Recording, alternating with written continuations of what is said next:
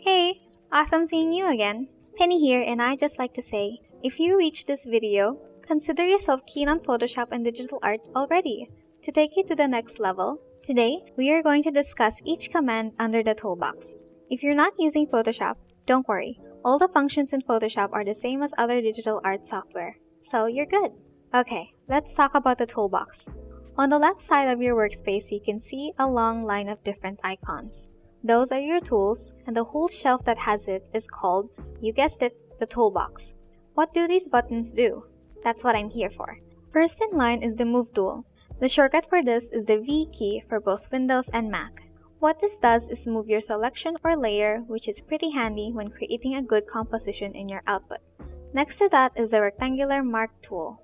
The shortcut for both Windows and Mac is the M key. So, what this does is create a selection in the shape of a perfect rectangle. This is good for coloring rectangular shapes and keeping certain elements in one space.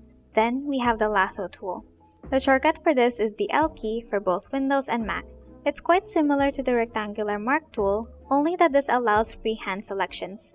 The Lasso tool is a popular feature because you can do many things with it, such as coloring irregular shapes, isolating certain areas of the painting, and even using it to delete a specific figure or shadow. The next feature is the Quick Selection tool. The W key is the shortcut for both Windows and Mac. This is among my favorites because it can detect the edges of a shape and select it for you. This feature can help save plenty of time, especially in removing images from backgrounds. Then, we have the good old Crop tool. The shortcut is the C key for both Windows and Mac, and you guessed it right, it helps trim the edges of a canvas. You should take note of the next one, the Eyedropper tool. The shortcut is the I key for both Windows and Mac. This samples out the exact color of whatever you place it on. This is a must-use for digital artists in getting the exact color they want. Pretty cool, right? The next one is just as important as the Eyedropper tool, and it's the Brush tool. The shortcut is the B key for both Windows and Mac. As simple as it sounds, this is where you can access and customize your brushes. All brush-related features like the Pencil tool and the Mixer Brush tool fall under the category of Brush tool. So, they have the same shortcut, which is B. The only difference is that when you press B, it will return to whichever brush setting you previously used.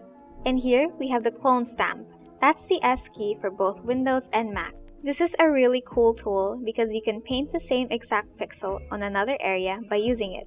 That's where it got its name because of how it clones pixels.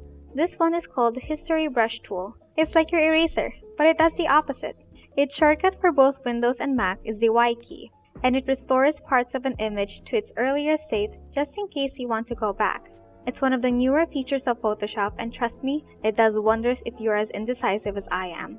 Then, we have our classic eraser tool. For both Windows and Mac, the shortcut is the E key.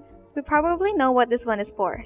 It's there to delete pixels. This icon of a bucket is called the Paint Bucket tool. The shortcut for this one is the G key for both Windows and Mac. What this can do is fill certain areas or a whole area with one solid color. I like using this one when I'm making backgrounds. You should give it a try too. Then we have every digital painter's favorite, the Smudge tool. This is used for blending and smearing colors together. It's great for building up colors, adding transitions, and creating textures. This doesn't have a shortcut by default, but you can always add a shortcut by clicking on Edit in the menu bar, and then selecting Keyboard Shortcuts and Menus. Find Shortcuts for and choose the command you'd like to add a shortcut to. You've done great today. Let's end this tutorial for now. Remember that experience is the best teacher. So if you have the time, definitely try using these tools by yourself. Make sure to stick around for the next video as we continue talking about the different Photoshop tools. See you in the next episode, and stay creative!